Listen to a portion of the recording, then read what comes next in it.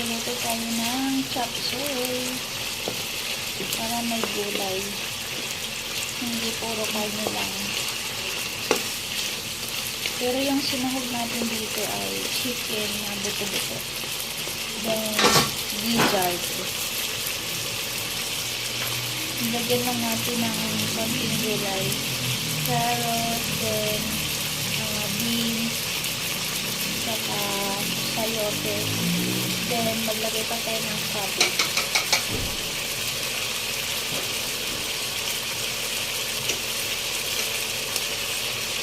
Lalagyan natin ng cream of mushroom.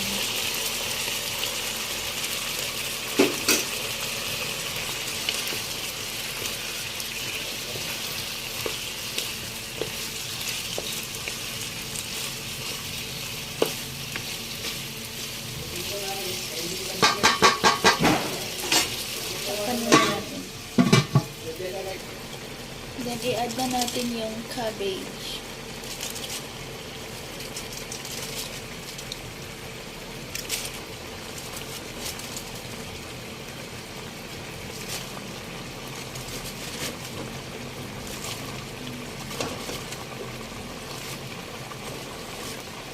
Cabbage and pechay bagyo.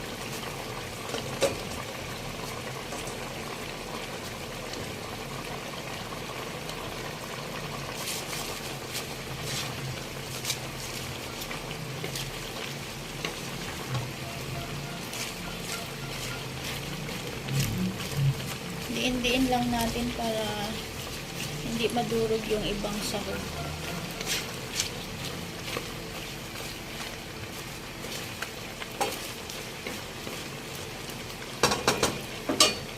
Then, takpan muna natin sa mga 2 minutes. Ayan, maluluto na yung ating chop suey. Titikman na natin.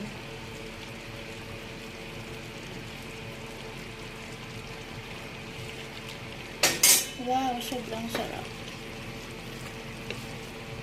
Ayan, luto na. Mas masarap hindi overcook yung gulay. Thank you everyone. Thank you for watching. May God bless us all. Happy New Year everyone. Thank you. God bless. Bye.